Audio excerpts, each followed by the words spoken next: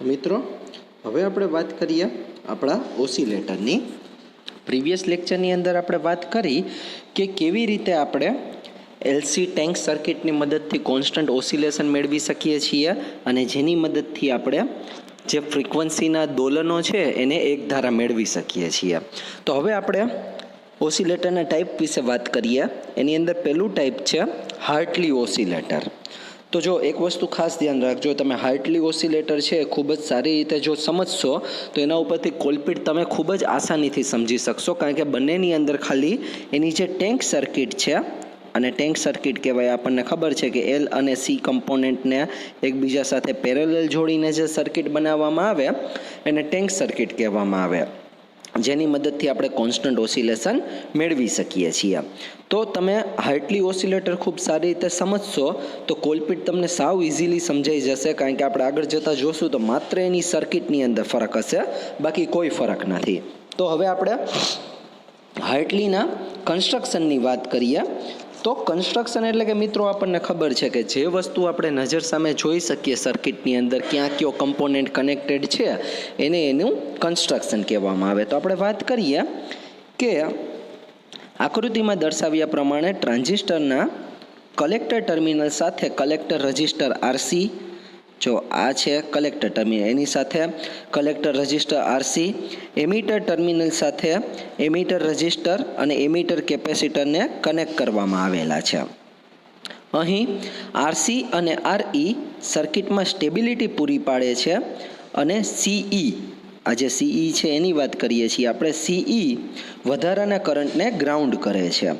Base terminal સાથે base terminal સાથે R1 અને R2 voltage divider bias connect કરેલ છે, જે આખી સર્કિટમાં વોલ્ટેજને સમાન રીતે ડિવાઈડ કરે છે. CC1 અને CC2 કપલિંગ કેપેસિટર છે, જે સર્કિટને એક જગ્યાએથી બીજી જગ્યાએ જોડવાનું કામ કરે છે, અને આ કોમન એમીટર એમ્પ્લીફાયરની સર્કિટને ટેન્ક સર્કિટ સાથે કનેક્ટ કરે છે. તો જો મિત્રો, આ આગળનો જે પોર્શન છે એ કોમન એમીટર એમ્પ્લીફાયર પોર્શન છે, સીઈ એમ્પ્લીફાયર છે, જે આપણે પહેલાં ભણી ગયા, અને આ છે એ છે આપણી ટેન્ક સર્કિટ છે. એટલે આપણે કહી શકીએ મિત્રો, આપણે પહેલાં પણ એના વિશે વાત કરેલી છે કે ઓસિલેટર છે એ એમ્પ્લીફાયર અને ટેન્ક સર્કિટનું કોમ્બિનેશન છે, બંનેને કમ્બાઈન કરીને બનાવવામાં આવે છે. તો આ વાત કરીએ આપણે હાર્ટલી ઓસિલેટરના કન્સ્ટ્રક્શન વિશેની. હવે આપણે વાત કરીએ તેના વર્કિંગ વિશે. તો લખતા જાજો ખાસ ધ્યાનથી અને સમજતા જાજો. હાર્ટલી ઓસિલેટર જેવું જ બેઠે બેઠું વર્કિંગ છે એ કોલપિટ ઓસિલેટરનું છે. તો વર્કિંગની અંદર અહીં કોમન એમીટર એમ્પ્લીફાયરમાંથી ઉત્પન્ન થતું સિગ્નલ, કોમન એમીટર એમ્પ્લીફાયર એટલે કે જે આ આગળની જે સર્કિટ છે આ સર્કિટ એને કોમન એમીટર એમ્પ્લીફાયર કહેવાય. અહીં કોમન એમીટર એમ્પ્લીફાયરમાં ઉત્પન્ન થતું સિગ્નલ કપલિંગ કેપેસિટર CC2ની મદદથી ટેન્ક સર્કિટમાં આપવામાં આવે છે. એટલે કે આ CC2ની મદદથી કોને આપવામાં આવે છે? ટેન્ક સર્કિટને આપવામાં આવે છે. ટેન્ક સર્કિટને સિગ્નલ મળતા તેમાં ઇલેક્ટ્રિક ફિલ્ડ અને મેગ્નેટિક ફિલ્ડ વચ્ચે એનર્જીની સતત આપલે થવાને લીધે અવિરત આંદોલનો મળે છે. આ સિગ્નલ આઉટપુટમાં અને સાથે સાથે ફીડબેક સિગ્નલ તરીકે CC1ની મદદથી CE એમ્પ્લીફાયરને પણ આપવામાં આવે છે. એટલે કે જો આ ટેન્ક સર્કિટની મદદથી જે સિગ્નલ જનરેટ થઈ છે એ અહીં આઉટપુટમાં તો આપણે આપીએ જ છીએ, સાથે સાથે ફીડબેક તરીકે આપણે CC1ની મદદથી ફરીથી એમ્પ્લીફાયરને આપીએ છીએ. આપણે જાણીએ છીએ કે ફીડબેક કોને કહેવાય? આઉટપુટમાંથી મળતા સિગ્નલને થોડા પ્રમાણમાં લઈને ફરીથી આગળ ઇનપુટમાં આપવામાં આવે તેને ફીડબેક સિગ્નલ તરીકે ઓળખવામાં આવે. એના પછી વાત કરીએ, અહીં CE એમ્પ્લીફાયર સિગ્નલમાં 180 ડિગ્રીનો ફેઝ શિફ્ટ આપે છે અને ટેન્ક સર્કિટ પણ 180 ડિગ્રીનો ફેઝ શિફ્ટ આપે છે. આમ ટોટલ ફેઝ શિફ્ટ 360 ડિગ્રી મળે છે. આમ સર્કિટમાં પોઝિટિવ ફીડબેક અને કોન્સ્ટન્ટ ઓસિલેશન મેળવી શકાય છે, અને આ મળતા ઓસિલેશનની ફ્રીક્વન્સી આ મુજબ છે: F =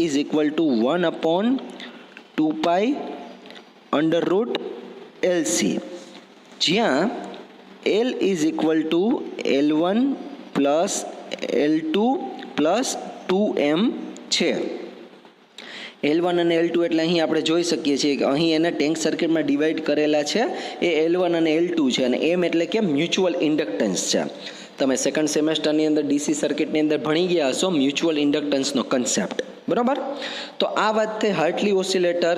અહીં આપણે જોઈ શકીએ છીએ કે પહેલાં કોમન એમીટર એમ્પ્લીફાયર 180 ડિગ્રીનો ફેઝ શિફ્ટ આપે છે, બીજું ટેન્ક સર્કિટ 180 ડિગ્રીનું ફેઝ શિફ્ટ આપે છે, અને આ આખી પ્રોસેસ દરમિયાન આપણને કોન્સ્ટન્ટ ઓસિલેશન મળે છે, જે આપણો મૂળભૂત એમ છે. અને પોઝિટિવ ફીડબેક આપણને મળે છે 360 ડિગ્રીનો, એટલે કે આપણી બે કન્ડિશન છે અહીં સેટિસ્ફાઈ થઈ છે. તો આ વાત કરીએ આપણે હાર્ટલી ઓસિલેટરની. હવે આખું કોલપિટ ઓસિલેટર તમારે જાતે લખવાનું છે, જાતે સમજવાનું છે. હું તમને થોડી ઘણી એના વિશે હાઇલાઇટ આપી દઉં. આ કોલપિટ થયું, એની ટેન્ક સર્કિટ ધ્યાનથી જોજો. અને હવે આપણે આ હાર્ટલી થયું, હવે આપણે કોલપિટ તરફ આગળ વધીએ. તો આ છે આપણું કોલપિટ ઓસિલેટર. જુઓ મિત્રો, મેં તમને કીધું હતું આખી વસ્તુ સિમિલર હશે. તો જુઓ, આખું કોમન એમીટર એમ્પ્લીફાયર છે, CE એમ્પ્લીફાયર, એ સિમિલર છે કે જે આપણને 180 ડિગ્રીનો ફેઝ શિફ્ટ આપે છે. માત્ર ફરક ટેન્ક સર્કિટમાં છે.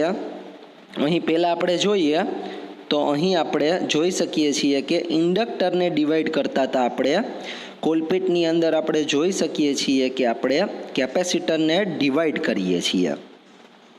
આખું વર્કિંગ એઝ ઇટ ઇઝ આવશે, કન્સ્ટ્રક્શન પણ એઝ ઇટ ઇઝ આવશે. માત્ર ફરક એટલો આવશે કે જે આની મદદથી મળતી ફ્રીક્વન્સી છે, જે ઓસિલેશન ફ્રીક્વન્સી છે ને ઇક્વેશનમાં ચેન્જ આવશે. એનું ઇક્વેશન કંઈક આ રીતે આવશે: F = 2π√LC, જ્યાં C = C1 × C2/C1 + C2 થશે.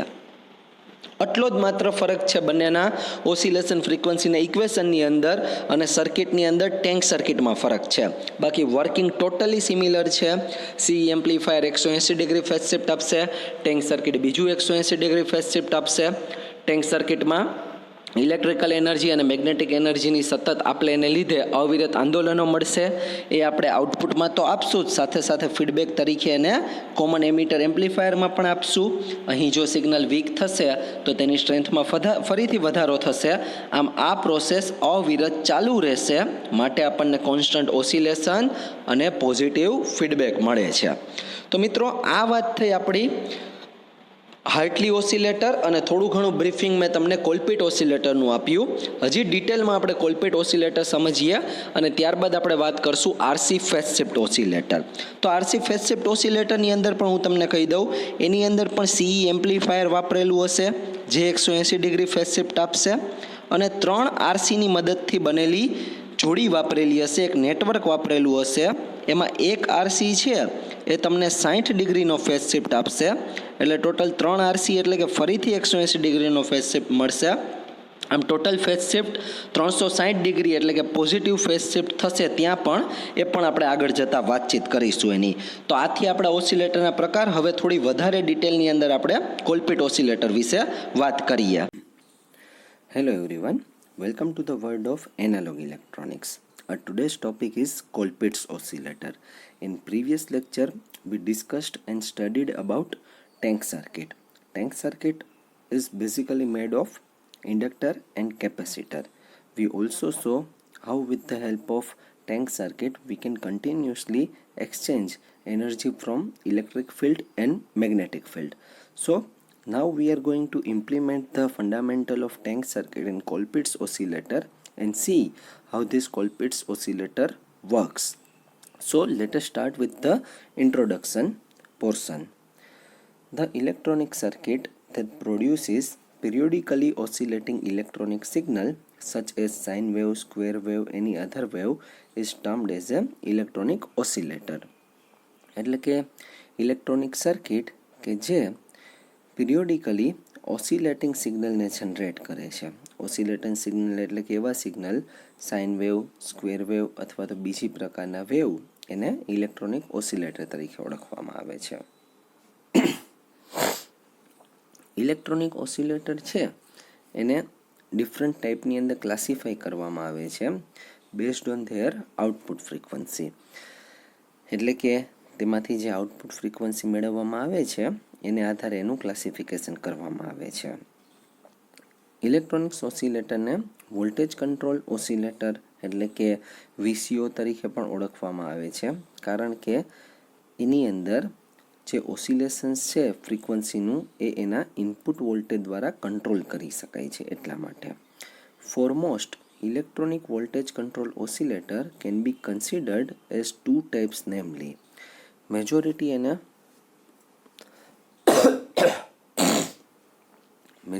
એને બે પાર્ટની અંદર ડિવાઈડ કરવામાં આવે છે. Foremost electronic voltage control oscillator can be considered as a two types, namely એટલે કે મેજોરિટી એને બે ટાઈપની અંદર ડિવાઈડ કરવામાં આવે છે. એમાં પહેલું છે લિનિયર ઓસિલેટર અને બીજું છે નોન લિનિયર ઓસિલેટર. તો આપણે અહીં ઇલેક્ટ્રોનિક ઓસિલેટરની જે એકચ્યુઅલ કેવી રીતે દેખાતું હોય છે એને અહીં જોઈ શકીએ છીએ. Non linear oscillators are used to produce non-sinusoidal output waveform. Non linear છે એ નોન સાઇનોસોડિયલ આઉટપુટ વેવફોર્મ જનરેટ કરે છે. Linear oscillators are used to produce sinusoidal output waveform are further classified into many types such as feedback oscillator. એટલે કે જો આપણે લિનિયરની વાત કરીએ તો એની પણ અલગથી ઘણી બધી કેટેગરી છે. Feedback oscillator, negative resistance oscillator, Colpitts, Hartley, Armstrong, phase shift, Clapp, delay line, Pierce, Wien bridge, Robinson, આ બધા એના લિનિયર ઓસિલેટરના પ્રકારો છે. જો આ આર્ટિકલની વાત કરીએ તો આપણે અહીં કેવી રીતે કોલપિટ ઓસિલેટર કાર્ય કરશે તેના વિશે ચર્ચા કરવા જઈ રહ્યા છીએ. તો હવે આપણે વાત કરીએ આપણા કોલપિટ ઓસિલેટરની. ઓસિલેટર છે એ બીજું કંઈ નથી, આમ જોવા જઈએ તો સિમ્પલ શબ્દોમાં કહીએ તો એક પ્રકારનું એમ્પ્લીફાયર છે, પણ પોઝિટિવ ફીડબેક ધરાવે છે અને ડીસી ઇનપુટ સિગ્નલ છે એનું કન્વર્ઝન એસી આઉટપુટ વેવફોર્મમાં કરે છે. સાથે સાથે વેરિયેબલ ફ્રીક્વન્સી ધરાવે છે અને આઉટપુટના ચોક્કસ વેવ શેપ પણ ધરાવતું હોય છે, જેમ કે સાઇન વેવ, સ્ક્વેર વેવ વગેરે. પોઝિટિવ ફીડબેકનો ઉપયોગ કરે છે ઇનપુટ સિગ્નલને બદલે. અને ઓસિલેટર કે જે ઇન્ડક્ટર L અને કેપેસિટરનો ઉપયોગ કરે છે કે જેને LC ઓસિલેટર તરીકે ઓળખવામાં આવે છે, કે જે એક પ્રકારનું લિનિયર ઓસિલેટરનો પ્રકાર છે. તો અહીં આપણે ફિગરની અંદર જોઈ શકીએ છીએ કે કોલપિટ ઓસિલેટર આપણને દર્શાવેલું છે. LC oscillators can be designed by using different method. LC oscillator છે એને ડિફરન્ટ મેથડનો ઉપયોગ કરીને ડિઝાઇન કરી શકીએ છીએ. વેલ નોન LC ઓસિલેટર જો કોઈ હોય તો એ L અને Cની મદદથી જે ટેન્ક સર્કિટ બનેલી હોય છે ઓસિલેટરની અંદર એને LC ઓસિલેટર તરીકે ઓળખવામાં આવે છે. જો વેલ નોન LC ઓસિલેટરની આપણે વાત કરીએ તો હાર્ટલી ઓસિલેટર અને કોલપિટ ઓસિલેટરનો એમાં સમાવેશ થાય છે. Among these two, the frequency used design in Colpit oscillator designed by named after American engineer Edwin H. Colpit. એટલે કે એડવિન H. કોલપિટ નામના અમેરિકન એન્જિનિયરે એની ડિઝાઇન કરવામાં આવેલી છે, એટલા માટે એનું નામ કોલપિટ ઓસિલેટર પડ્યું છે. તો હવે આપણે વાત કરીએ કોલપિટ ઓસિલેટરની સર્કિટની. Every other oscillator circuit which generates sinusoidal waveform utilizes the LC resonance circuit except a few electronic circuits such as RC oscillator, Wayne Robinson oscillator and a few crystal oscillator which don't require additional inductance for this purpose. તો અહીં આપણે ફિગરની અંદર જોઈ શકીએ છીએ કે કોલપિટ oscillator. જો કોલપિટ ઓસિલેટરની આપણે વાત કરીએ તો આખી સર્કિટને આપણે બે પાર્ટની અંદર ડિવાઈડ કરી શકીએ છીએ. જે ફર્સ્ટ પોર્શન છે એ આપણો કોમન એમીટર એમ્પ્લીફાયરનો પોર્શન છે અને પાછળનો જે પોર્શન છે જે C1, C2 અને L1ની મદદથી બનેલો છે તે આપણી ટેન્ક સર્કિટ છે એવું કહેવામાં આવે છે. તો આગળ જતાં આપણે સર્કિટ વિશે વાત કરીએ તો it can be realized by using gain device such as BJT, operational amplifier, FET, as similar in other LC oscillator also. The capacitor C1 and C2 forms potential divider, and this tapped capacitance in the tank circuit can be used as a source for feedback. કે આ જે tank circuit છે એનો ઉપયોગ feedback તરીકે કરવામાં આવે છે એવું કહેવામાં આવે છે.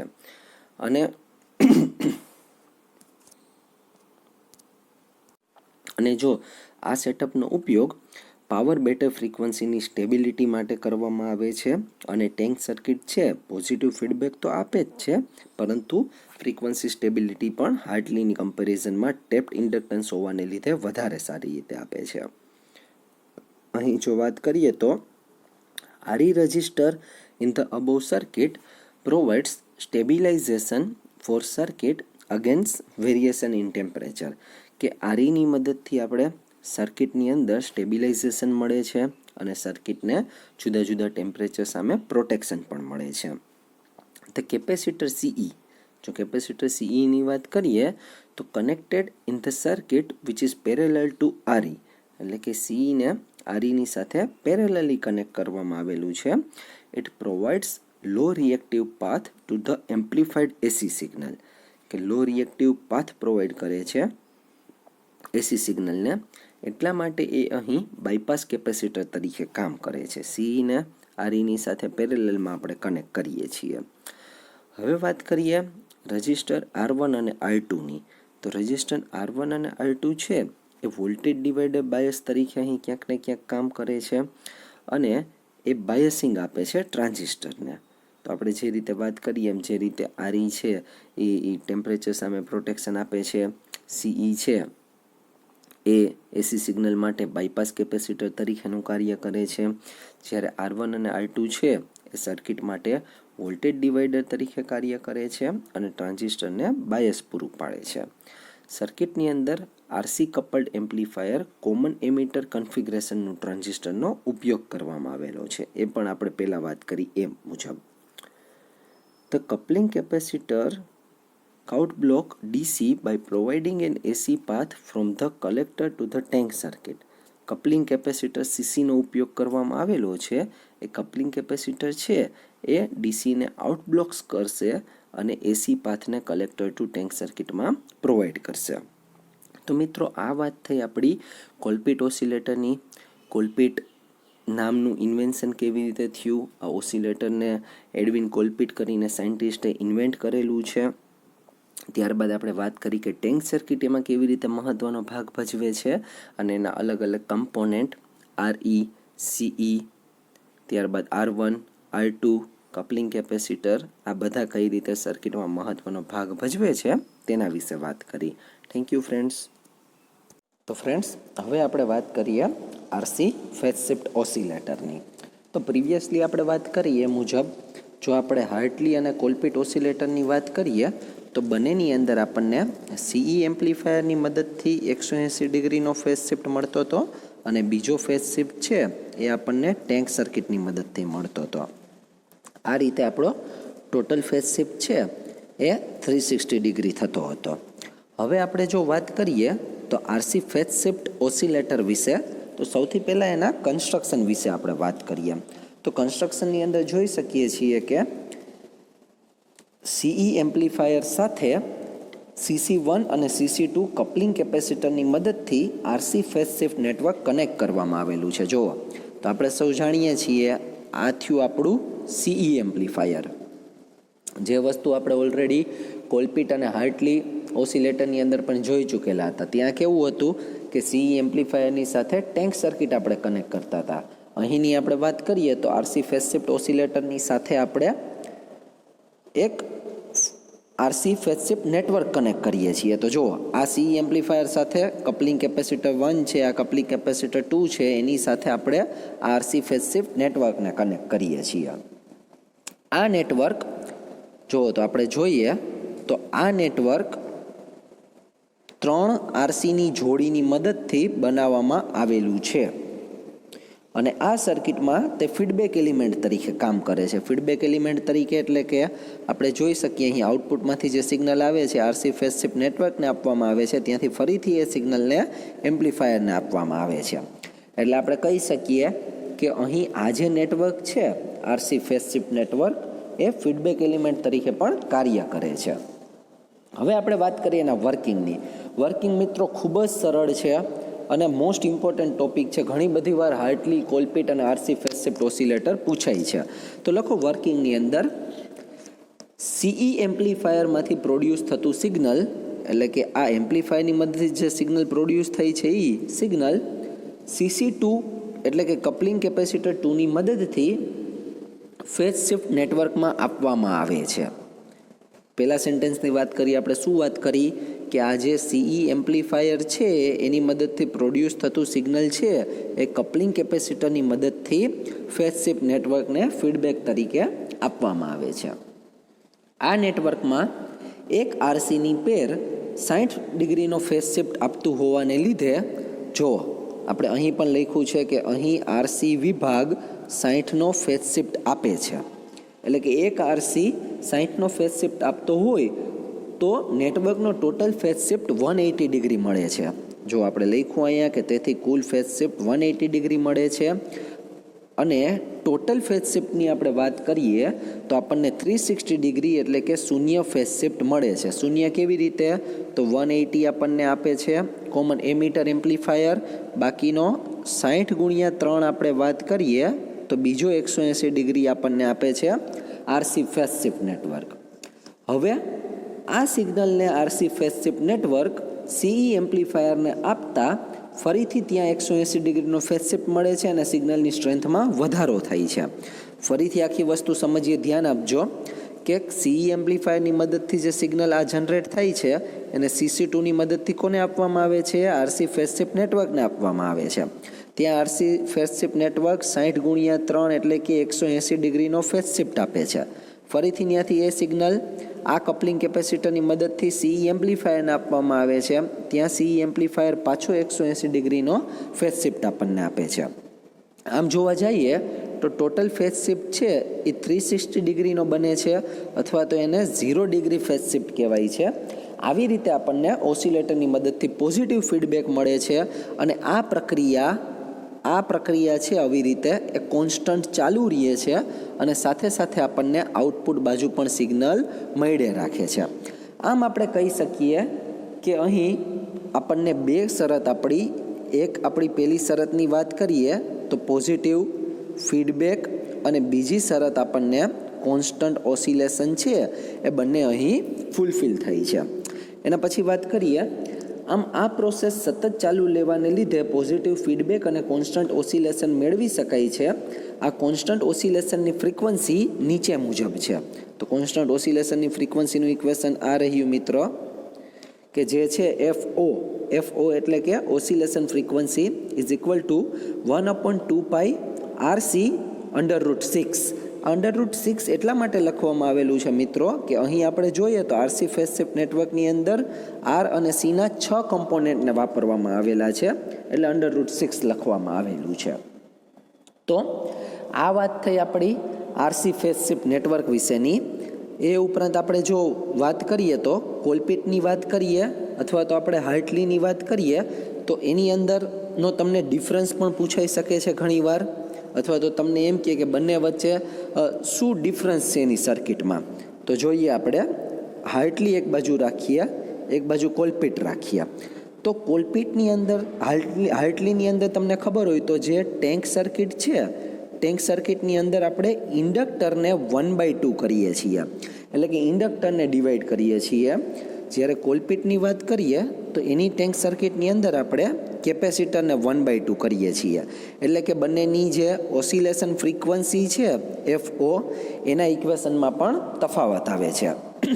તો મિત્રો આપણે આજના લેક્ચરની અંદર હાર્ટલી ઓસિલેટર કેવી રીતે કાર્ય કરે છે, કોલપિટ કેવી રીતે કાર્ય કરે છે અને આરસી ફેઝ શિફ્ટ નેટવર્ક કેવી રીતે કાર્ય કરે છે તેના વિશે વાત કરી. ઓસિલેટર માટે એક વસ્તુ કાયમ માટે મગજમાં રાખજો કે એક આપણને પોઝિટિવ ફીડબેક મળવો જોઈએ અને બીજું આપણને કોન્સ્ટન્ટ ઓસિલેશન મળવું જોઈએ. આ એની સૌથી બે મહત્ત્વની કન્ડિશન છે, આ ફૂલફિલ થવી જોઈએ. તો હું તમને આજના ક્વેશ્ચન વિશે વાત કરું. પહેલો ક્વેશ્ચન તમારે મને કહેવાનો છે કે હાર્ટલી અને કોલપિટ વચ્ચે શું તફાવત છે, તેના વિશે વાત કરવાની છે. અને બીજું કહેવાનું છે કે આરસી ફેઝ શિફ્ટ નેટવર્કની અંદર 360 ડિગ્રીનો ફીડબેક કેવી રીતે મળે છે. 360 ડિગ્રીનો ફેઝ શિફ્ટ અથવા તો ફીડબેક કેવી રીતે મળે છે એ મને ખાલી તમારે 1 કે 2 સેન્ટેન્સની અંદર કહેવાનું છે. તો આજનો લેક્ચર આપણે અહીંયા કમ્પ્લીટ કરીએ છીએ. હવે પછીના લેક્ચરની વાત કરું તો એના પછીના લેક્ચરની અંદર આપણે વેન બ્રિજ ઓસિલેટર કેવી રીતે કામગીરી કરે છે અને ક્રિસ્ટલ ઓસિલેટર અને ક્રિસ્ટલની ઇક્વિવેલન્ટ સર્કિટ છે કેવી રીતે કામગીરી કરે છે તેના વિશે આપણે વાત કરીશું. ફરીથી તમને કહું છું મિત્રો, ઓસિલેટર ચેપ્ટર છે ખૂબ જ ઇઝી ચેપ્ટર છે. તેવી જ રીતે જે આપણો સિમ્પલ સર્કિટ યુઝિંગ આઈસી એટલે કે IC 555નો pin diagram, block diagram, IC 741નો પિન ડાયાગ્રામ, બ્લોક ડાયાગ્રામ, આ બધી ખૂબ જ ઇઝી ટોપિક છે. એટલે આમાંથી બને એટલા મેક્સિમમ માર્ક આપણે કવર કરી શકીએ એવા સતત પ્રયત્ન કરજો.